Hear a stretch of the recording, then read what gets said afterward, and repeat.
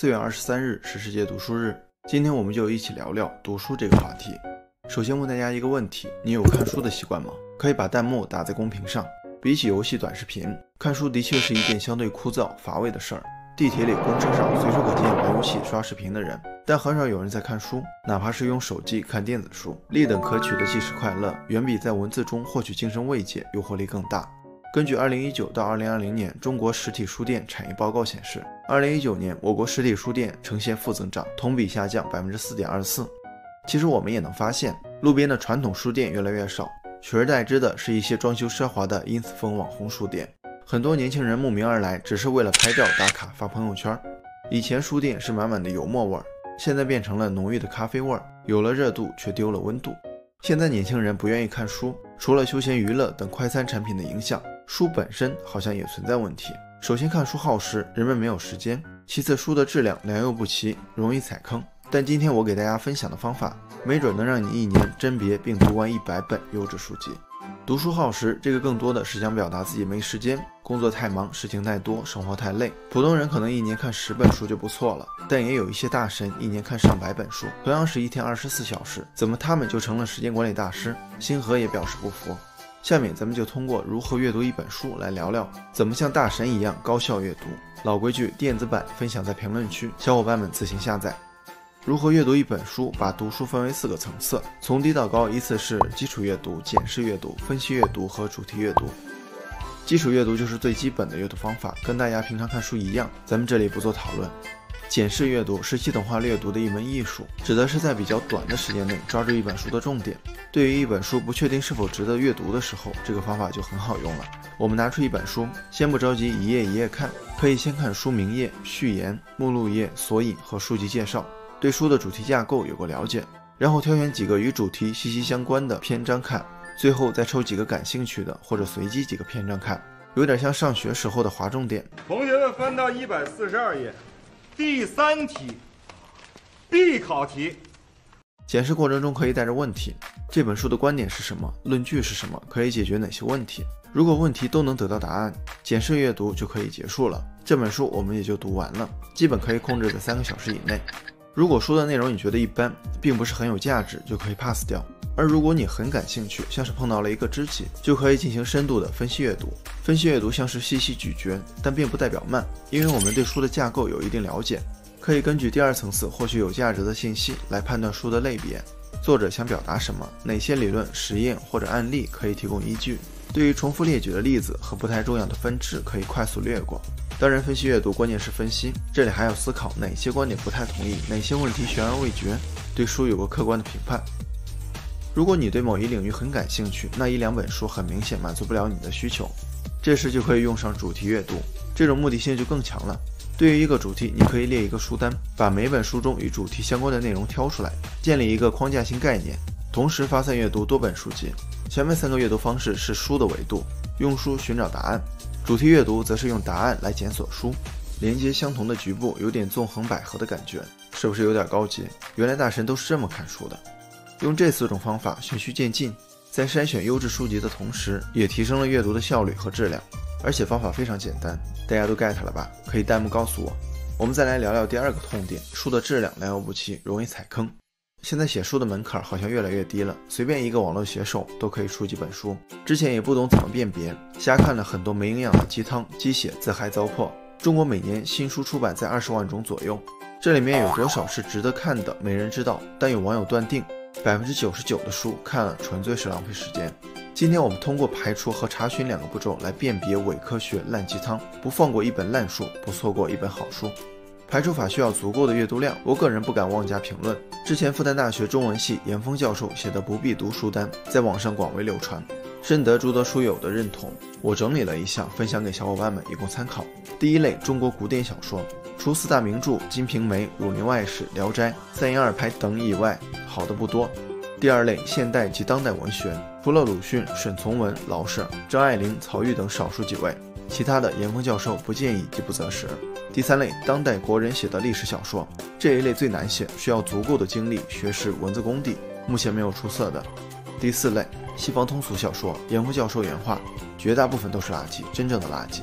第5类，所有名著的叙书都完美诠释了一个词“狗尾续貂”。第6类，经典哲学著作。哲学的很多功能正在逐渐被科学代替，所以也可以逐渐淡出普通读者的视野。另外，哲学著作很难读，需要足够的时间精力，往往也悟不出什么大道理，倒不如用这些时间玩会游戏，刷会手机。第7类，成功学、鸡汤、阴谋论类的书，都是骗人的，没有用，甚至有害。比如什么30岁前速成百万富翁，你只是看起来很努力这些，我觉得咱们自己上网查查资料都能写出来，没准比他们写的还好。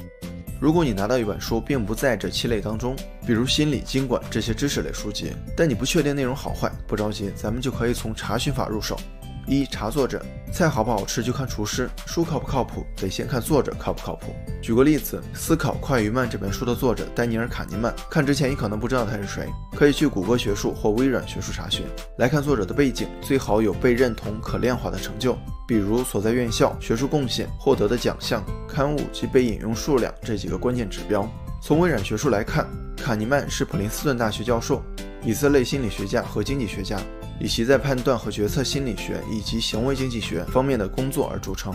并且在2002年获得诺贝尔经济学奖。刊物284，被引用次数523598。放心，这位是大神中的大神，尽情膜拜吧。2. 查书评，书评网站豆瓣读书是有一定参考性的，当然要在读者基数足够大、评分足够多的情况下才有参考价值。还拿思考快与慢举例，豆瓣1.5万人评价，评分8.1分就可以参考。而这本叉叉心理学乍一看也是8分，跟丹尼尔·卡尼曼的著作一个级别了，但仔细一看只有100人评价，就得再衡量一下了。当然豆瓣评分仅供参考，有些书我个人觉得非常不错，但评分仅仅保持在7到8分之间，比如刻意练习只有7.8分，贫穷的本质只有7.5分。通过排除和查询这2个步骤，基本可以保证你筛选的每本书都有价值，不会踩伪科学、烂鸡汤、垃圾畅销书的坑，不会浪费你原本用来 happy 的时间成本。书真的太多了，好书也不在少数，每个图书馆怎么也有几千本，哪能看得完啊？而且阅读不是一个急功近利的事儿，并不需要比谁看得多看得快，即便可以做到1年看100本书，更重要的是能否吸收书里的精华为我们所用，不然看书跟玩游戏刷视频没什么区别。能有几本好书撼动你的心灵，激发你的思考就足够了。不瞒大家，我以前非常自卑，而且还误以为是别人看不起我才造成了我的自卑。为了消除低人一等的假象，我开始装的孤僻、高傲、不合群，故意不参加聚会，走路用鼻孔看人，处处表现出别惹老子的特立独行。结果我如愿以偿，他们真的看不起我。但作为一个死要面子的人，装都装了，包袱哪能轻易放下？于是就造成了这样的矛盾现象：自卑又狂妄，渴望认同又回避社交，表面满不在乎，内心又抱有期待，整个人在精神内耗下差点成了神经病。直到读了心理学家卡伦霍尼的豆瓣9分神作《我们内心的冲突》，我才终于找到问题的根源，卸下包袱和防备。Hello， 大家好，欢迎回到星河百度。今天咱们见读客3颗钻李松蔚老师导读的《我们内心的冲突》，聊聊焦虑、内耗、抑郁等精神痛苦的根源，以及如何解决不断消耗甚至拖垮自己的精神疲惫。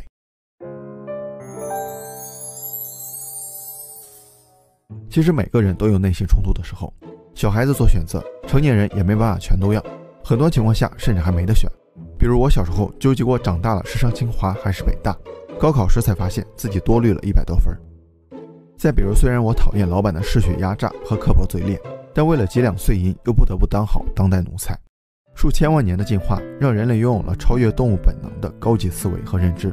它成为人类的特权，也成了人类的负担。动物的行为基本取决于本能，人就不一样了，心理活动的复杂性让我们有了众多不同种类和层次的心理需求，也就不可避免地产生了心理冲突。另外，霍尼提到，内心冲突的范围和剧烈程度很大程度上取决于我们所处的社会文化和人际关系，毕竟人的心理活动会受生活环境的影响。有些人想要1日2人3餐4季的平淡生活，有些人则认为天下熙熙皆为利来，天下攘攘皆为利往。两种生活方式都没有错，但撞在一起就容易出问题。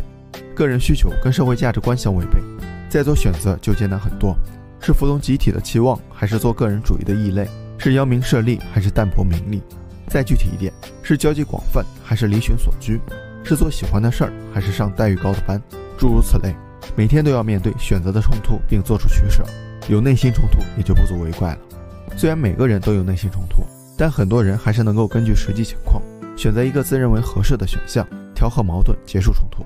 比如我以前喜欢打游戏，但有了孩子之后我得带孩子，也就放弃了一些个人娱乐时间。虽然心有不甘，但还是能掂量出孰轻孰重。这个选择是自主意愿驱动的，但也有一些人选择是被恐惧驱赶的，他们往往通过压抑需求来化解内心的冲突。短期看或许没有问题，但需求只是被压抑而没有消失，内心世界跟现实行为的巨大反差不断地拉扯自己。就像我明明自卑，为了不被拒绝故意装出傲慢的样子，久而久之，焦虑、内耗、强迫、抑郁的情绪慢慢放大，内心的冲突就变成了心理学所说的神经官能症。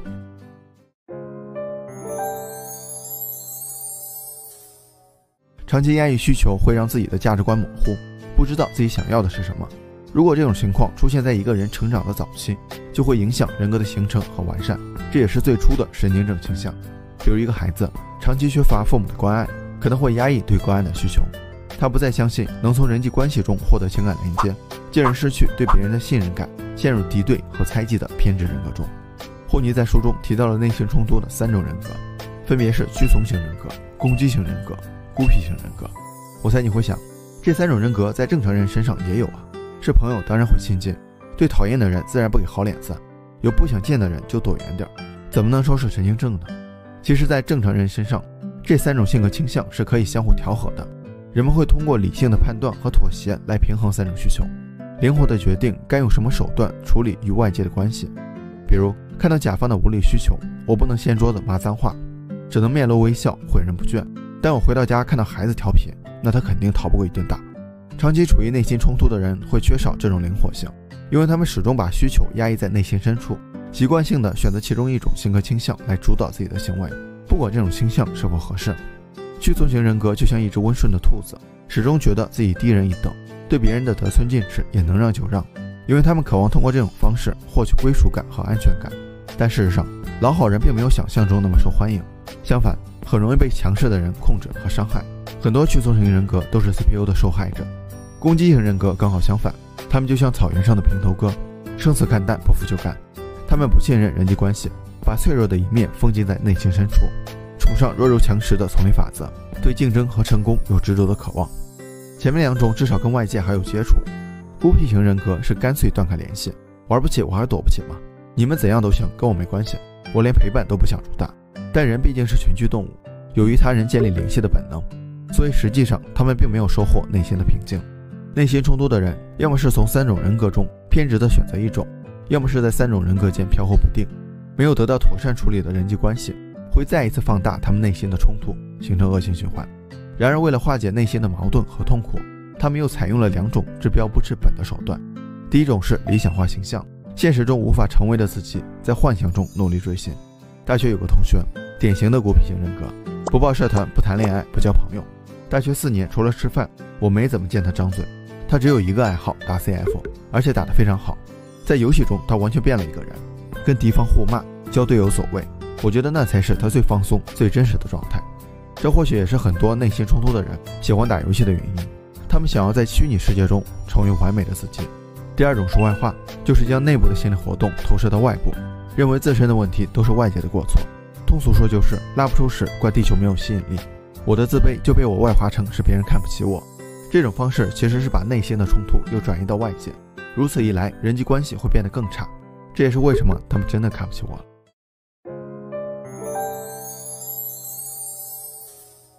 如果从精神分析角度来解决这个问题，大概率是带你回到童年，看看原生家庭的哪些经历对你造成了负面影响，发现了问题的根源，就豁然开朗，不药而愈了。这的确有一定的道理，比如张三小时候父母过于严苛，不听话就责骂甚至动手，那张三很容易什么事都听父母的，不敢有自己的想法。当他把这套防御机制运用到长大后的人际关系中，就变成了屈从型人格。但即便张三知道了内心冲突的根源，也没办法立马充满自信和锋芒，因为从小到大经历了无数复杂的人际交往经历，早就形成了一套深刻在潜意识里的防御机制，靠理性决策和意志力支撑，强迫改变自己的潜意识基本是徒劳无功的。霍尼认为，要解决内心的冲突，必须改变人格中滋生这些冲突的条件，这个过程很难，而且没有捷径。咱们用一个例子把方法串起来。第一步，了解内心的冲突。李四上了高中，但因为厌学抑郁了。这是怎么回事呢？原来他很好学，但因为一些事儿让他怀疑自己的能力，尤其害怕考试，因为他担心考不好被同学嘲笑，被家长责骂，所以一学习就焦虑，一焦虑就学不好，学不好就更焦虑，最终形成抵触心理。深挖一下，我们发现李斯内心的冲突来源于原生家庭，因为父母只注重他的学习，考得差就打，考得好就夸，这让他觉得所有人都唯利是图，只有自己成绩好才有利用价值，否则就是个废物。他开始不相信任何人，进而影响了跟老师同学之间的关系，而这就是内心冲突的根源。第二步，探寻真实的需求。如果是你会怎么办？肯定是努力证明自己，然后赶紧摆脱原生家庭，对吧？李斯也这么想，他理想化的自我是成绩优异，考上顶尖大学，让所有人刮目相看。于是他疯狂压榨自己的精力，没日没夜的学，但理想与现实始终存在差距，这让他开始怀疑自己，慢慢的厌恶学习。其实李斯真实的需求是想让父母在乎自己，想跟老师同学维持良好的人际关系，但误以为只有成绩才能说明一切，才能让所有人尊重和接纳自己。第三步，形成完善的价值观。李斯过于强调一个人的功能价值，就容易造成过度补偿效应。就像一个大学的分数线是600，你考了605不太敢报，考650分才会安心。李斯也是一样，过分强调功能价值，不仅让他给自己太多压力，也忽略了情感价值在人际关系中的作用。他可以多跟父母沟通，多向老师请教，多跟同学一起讨论学习和学习外的话题，不掩饰自己的缺点，不突出自己的棱角，谦逊、真诚、乐观、友善，这些都是人际关系中重要的元素。价值观得到矫正和完善之后，他就不会在一个方向钻牛角尖，也不会对别人都充满敌意。第四步，不逼自己，慢慢就好。虽然李斯找到了真实的需求和完善的价值观，但生活依然不可避免地存在各种各样的冲突，他潜意识里的错误信念还是有可能死灰复燃。霍尼提到，这个过程没有捷径可走，但能够在体验冲突时又意识到冲突，尽管可能让人痛苦，却正是一种宝贵的才能。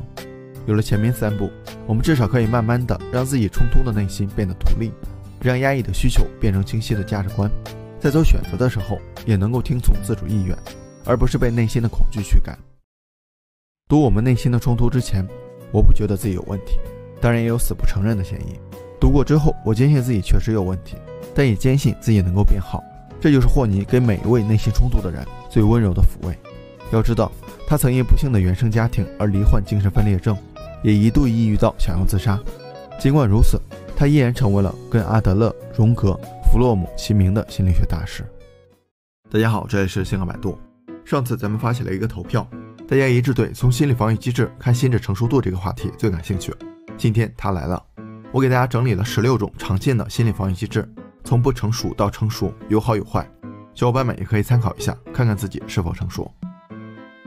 我们先来看一个文学形象阿 Q。 虽然在鲁迅笔下他是一个自欺欺人的反面教材，但抛开时代背景和创作目的，不能否认的是他确实很会自我安慰。比如，我们家先前比你阔多了，这是理想化的编撰，儿子打老子，采用了合理化的解释，别人能动我动不得，又用到了情绪转移。虽然这些话不能减轻身体上的疼痛，但能让他心里舒服很多，这就是心理防御机制的作用。你想啊，在那样一种社会，一个最底层的雇农流浪汉，如果没有精神胜利法来缓解外界带来的威胁和焦虑，阿 Q 的一生可能都不需要写到第9章。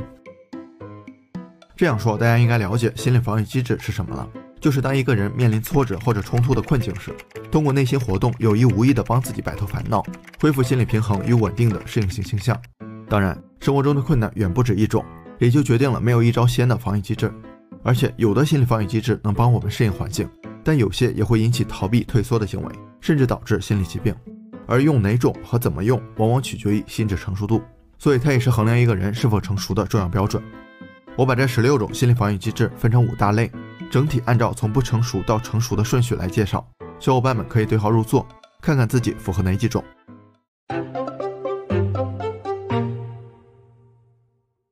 听名字就知道，这一类是比较消极的心理防御机制，主要包括否认、退行、压抑和潜移。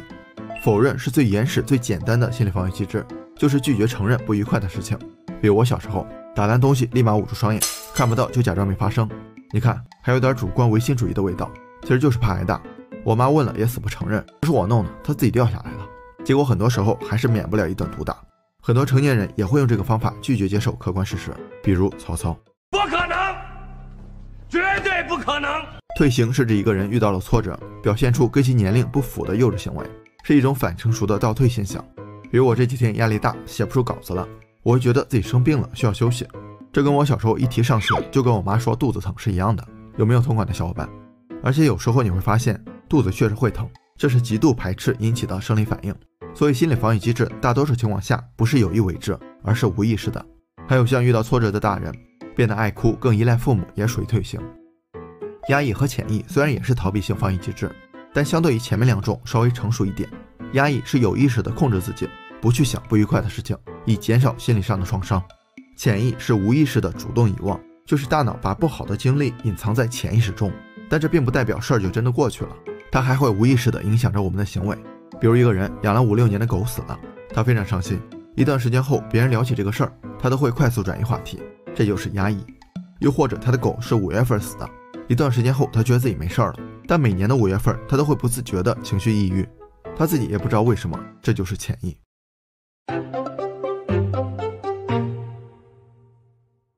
这一类也是比较消极的心理防御机制，因为都有点自欺欺人的成分，主要包括歪曲、反向、合理化、抵消、分裂。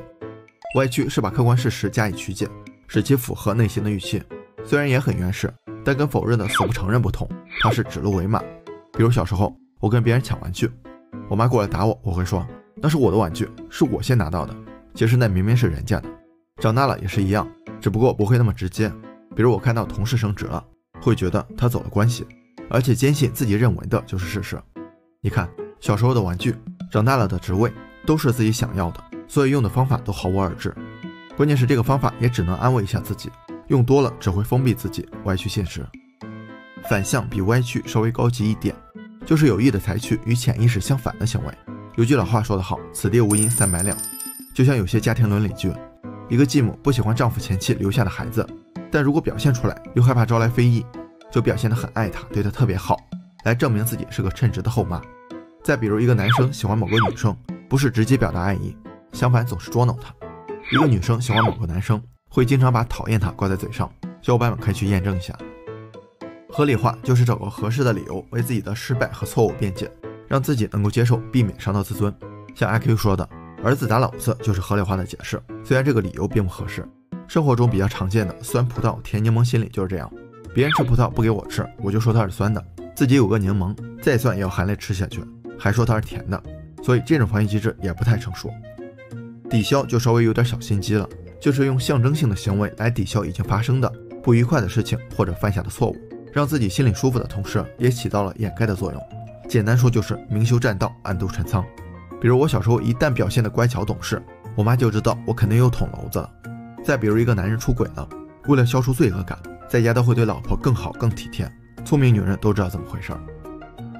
分裂在自骗型防御机制中比前几种高级一点，但不多，而且使用不当可能会影响心理健康。心理防御机制的作用是适应环境，分裂就是根据不同的场合把自己的意识割裂开来，扮演不同的角色，有时候会出现矛盾和不协调的情况。比如张三在同事面前非常随和，但对老婆孩子就非常刻薄，上网的时候又变成了无脑喷，这并不是他虚伪，而是戴着不同的面具来生活。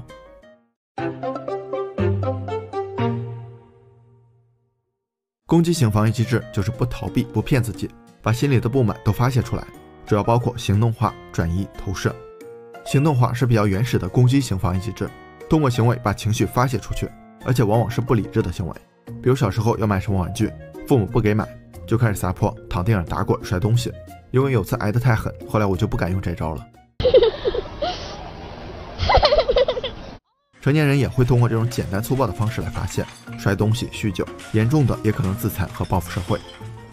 转移可以理解为有条件的行动化，就是心里不满先憋着，等到了一个安全的环境再释放出来。就像我刚刚撒泼挨打了，下次我就不敢再行动化了，但气还在撒。我看到隔壁小孩正玩得开心，就上去给他揍了一顿，这就叫转移。转移也有积极的一面，比如一位老师没有孩子，他就像疼爱自己孩子一样，用尽心血关怀他的学生。另外，转移往往也是无意识的，比如上班被领导骂了，回家莫名其妙的就给孩子打了一顿，事后又后悔了。所以尽量找合适的转移目标，不要把最亲的人当成情绪垃圾桶。投射是将自身一些不良的思想、动机、欲望赋予到其他人或物身上，再反过来指责他们的行为和想法不当，贼喊捉贼。比如一个学生考试作弊，他会觉得其他人也作弊，自己抄的那点不算什么。再比如我一个朋友，平常喜欢看小电影，跟朋友聊到这种话题的时候，他都会露出鄙夷的表情，你们还是少看点吧，伤身体。其实内心暗自窃喜，我就知道不止我一个人看。典型的以小人之心夺君子之腹，虽然可以让内心得以安宁，但会影响对事物的客观判断，造成人际关系上的问题。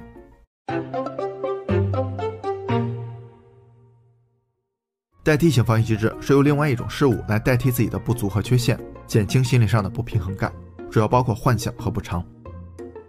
幻想可以说是一种思想上的退行，因为想象中的世界就像小孩子一样天真，天马行空，完全不按套路出牌。比如小时候，虽然考试及格的困难，我还是经常幻想长大了上清华还是上北大，纠结的要命。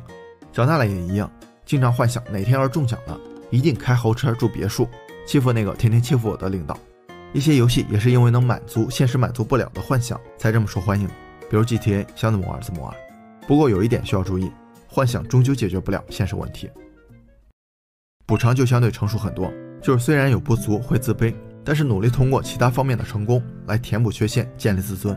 比如一个学生家境贫寒，自己身材弱小，但他学习刻苦，永远都是第一名，这就是补偿。很积极，很励志，它能让一个人不被负面的情绪压垮，缩小缺陷带来的影响，把阻力变成动力，放大成功的可能性。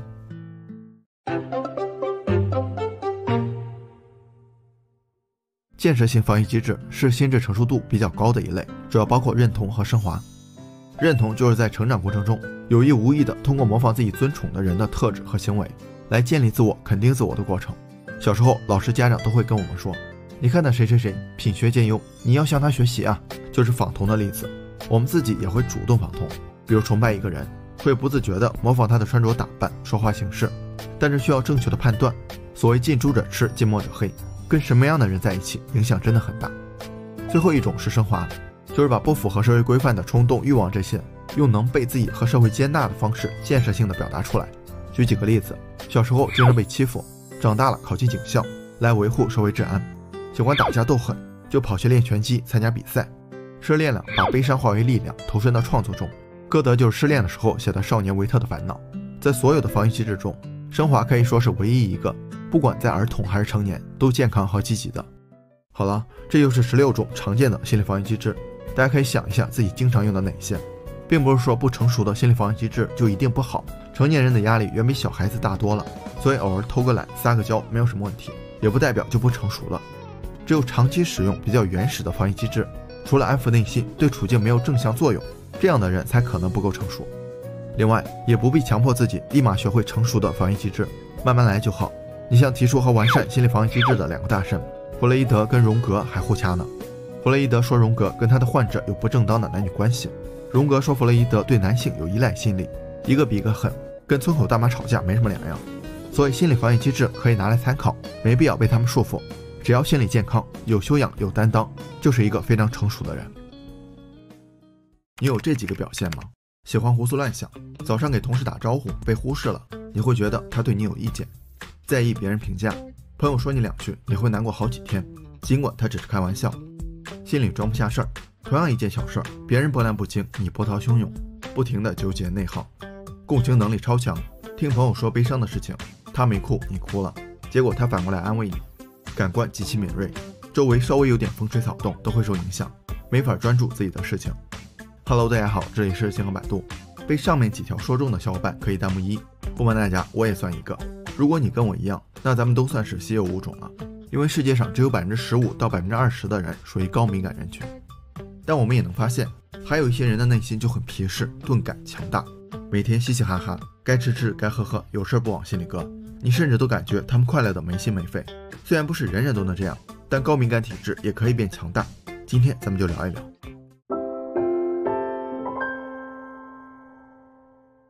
首先，我必须要为高敏感证明，它不是心理问题，更不是疾病，而是一种秉性。不是我吹，这种特质还有很多好处，甚至从进化的角度来看，也有其独特的价值。天生敏感一书就提到，之所以在所有高级动物中都有一定比例的敏感特质，就是因为在群体中，最好能有一部分个体能关注到周围的细微迹象，比如危险信号、食物来源、老弱病残的需求，而15%到20%的比例刚好合适。你想啊，20万年前几个智人正吃着火锅唱着歌，如果没有一个敏感的家伙在，被一群野兽包围了都不知道，结果可不轻松被团灭被下火锅。除此之外，敏感人群习惯用右脑思考，所以他们的右脑更发达一些。咱们都知道，左脑负责逻辑思维，比如计算推理这些，而右脑倾向于艺术思维，比如绘画音乐，更感性一些。所以敏感的人一般创造性思维比较强，也多少有些艺术细胞，说不定你就是下一个梵高、莎士比亚。还有，敏感人群更富有同情心和同理心，能够设身处地的为他人着想，跟他们在一块一不小心就会被暖到。做起事来他们也更专注和细心，当然前提是没有干扰，不要在他们工作学习的时候打扰他们，有时候你的呼吸都能让他们走神。你看，就是这样一个敏锐细心、善解人意的文艺青年，却被很多人贴上了内向、自卑、矫情的标签。看来大部分人甚至敏感者自己都对敏感这个概念误解太深。那应该怎么定义敏感呢？一句话，对于刺激的感受更加强烈，它表达了一种中性的事实，无关好坏，只是敏感度不同而已。再详细一点，可以总结为4个字母 DOES。D 深度处理信息的能力， O 容易被外界过度刺激， E 容易产生共鸣的情感反应， S 对细微事物的敏锐感知。你看，这些都不是负面描述，所以下次如果有人说你的敏感是矫情、是想太多、是玻璃心，你就好好的教他做人。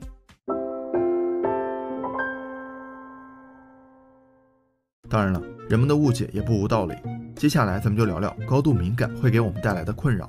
由于高敏感人群对外在环境和内在情绪的高度感知，他们会因为过多的信息而感到无力承受，所以跟其他人比起来，他们更容易心累。比如做事的时候，其他人会忽略一些干扰，但他们不行。张三咳嗽了，李四喝水了，都有可能成为干扰源。他们还得控制自己，保持专注，这是需要消耗心理资源的。别人100%的精力都在做事上，他们的精力一些分给了干扰源，一些用来自我控制。就像手机电量先掉一半，也就更容易电量不足了。第二个困扰是情绪容易波动，他们容易被别人的情绪感染。你开心我也开心，这没什么问题。关键是碰到了一些负面情绪的人，消极、悲伤、抱怨、焦虑这些情绪，他们出于你而层林尽染，而且别人释放完就没事了。高度敏感者需要更长的时间来疗愈。由于对细节的过分关注，就导致了他们挑剔的原则，这也是第3个困扰。一些完美主义者也是因为这个原因，他们对任何事都要做到极致，但很多时候心有余而能力不足，也就造成了拖延、半途而废、自暴自弃的结果。最后，因为太过敏感的神经，社交对他们来说也是一种负担，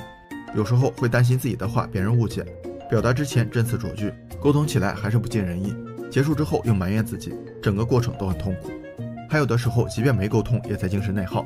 他们几个是不是在议论我？上午领导的话是什么意思？刚才张三的眼神难道对我有意见？脑袋一天到晚就没停过，能不头大吗？对吧？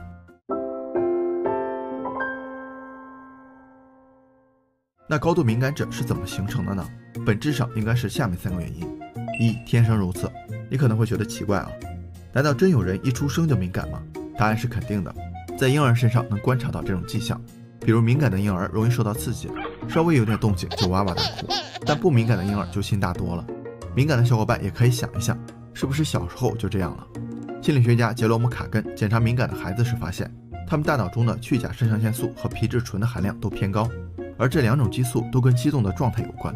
所以他认为，具有敏感特质的人就是一个特殊的群体，跟普通人在遗传上就存在明显的差异，就像头发有黑色和棕色这种区别一样。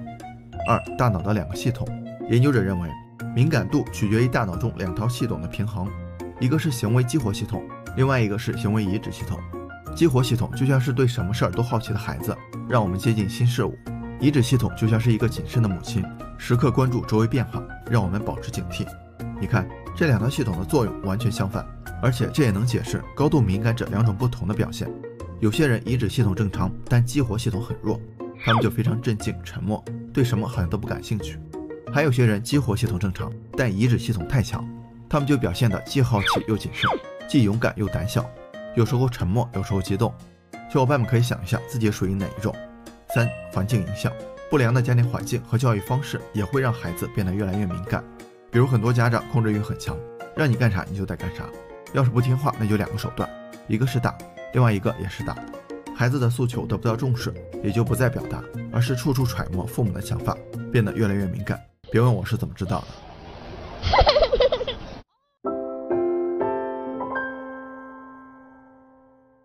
最后咱们再来聊聊如何变成皮实的大心脏，或者说怎么更好的利用敏感的特质。这里有几个小建议：一、大胆一点，释放自己的情绪，不要把情绪封闭起来，有疑问就去问，被冒犯了就发火，悲伤了就表达脆弱。因为敏感体质本身就需要更长时间来平复情绪，再把压力囤积起来，简直是雪上加霜。另外，勇于表达情绪不仅可以消除胡思乱想产生的误解，也能让别人了解你，用合适的方法对待你。